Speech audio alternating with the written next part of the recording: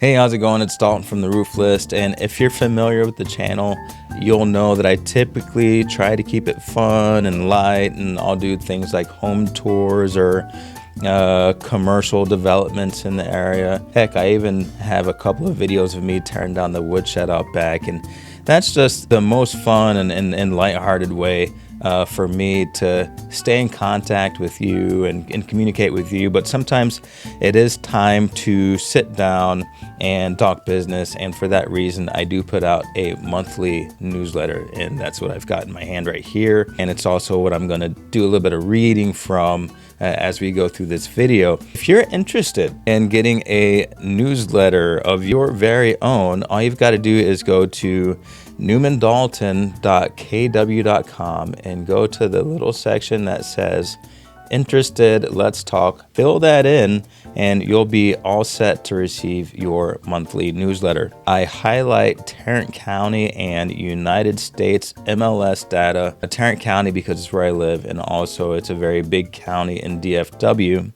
in United States because it's a nice barometer for you to see how we're doing here in Texas compared to the rest of the country. Now, let's go ahead and get started with the market summary. That's kind of the potent stuff in the newsletter. I'm going to read you a little bit, not the whole thing.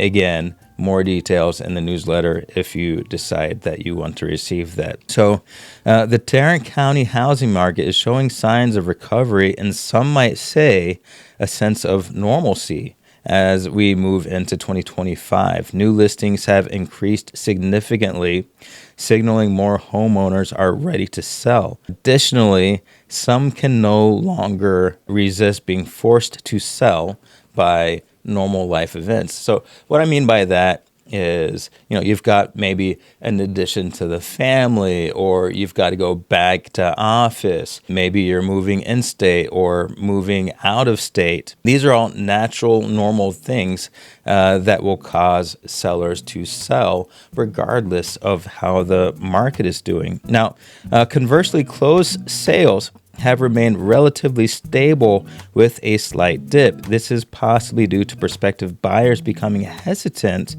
when they encounter mortgage payment estimates with updated higher mortgage rates and home prices. This just means that their out the door expenses, their mortgage, it's going to be higher than what they're used to. And in some cases, it will feel like they're paying more for what they bought a few years back. Now, that leads me into the equity forecasts. Fun fact, in the Dallas-Fort Worth area, year over year, the equity forecast is typically between 3 to 5%. So home prices increase between 3 to 5%. Now, in the last couple of years, and let me be more specific, kind of that 2021 to 2023 corridor, we actually experienced some double-digit home price increases. In my opinion, that's neither natural nor sustainable, and that ends up giving homeowners a sense that their homes are more valuable than they actually are. Now, if you can time it right, and get into the market just before those double-digit increases and then sell before those double-digit increases go back down, then yeah, you're going to make some money. But that is speculation, and speculation is nearly impossible to do accurately for anyone, even experts. Now let's kind of skip down a little bit. We'll talk about new listings. The number of new listings has increased significantly to 17.4%, and that is reaching a 2,519 number in Tarrant County. Closed sales are down slightly by 0.3%, so almost negligible. And while this indicates a mild slowdown, the market is still active. The decrease in sales aligns with the fact that buyers are still getting used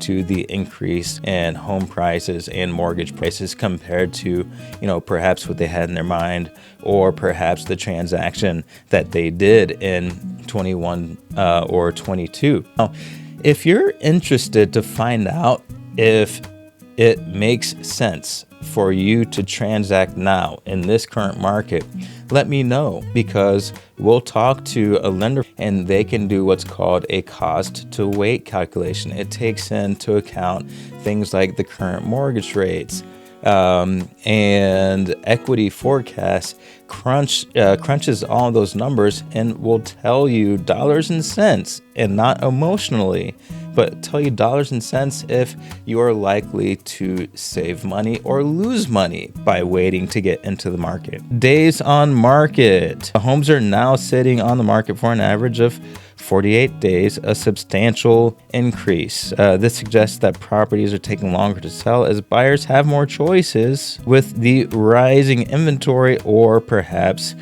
some hesitation with affordability concerns. Now, the market outlook says that the current data and broader market insights point to a transition to a more balanced housing market. So 2025, if you watch the market, is probably what we are going to be looking at over the next couple of years. A couple of other super fun things that I keep in the newsletter are upcoming events and fun ideas in DFW. So you've got the Foodie Land Food Festival coming up March 7th to March 9th at Texas Motor Speedway. You've got the Taste of Fort Worth Food Festival and Car Show, and that's at the LeGrand Plaza in Fort Worth. So make sure you sign up for the newsletter. I go into tons of detail for these things and more. And if you are interested in buying, selling, or investing in the Dallas-Fort Worth area, remember,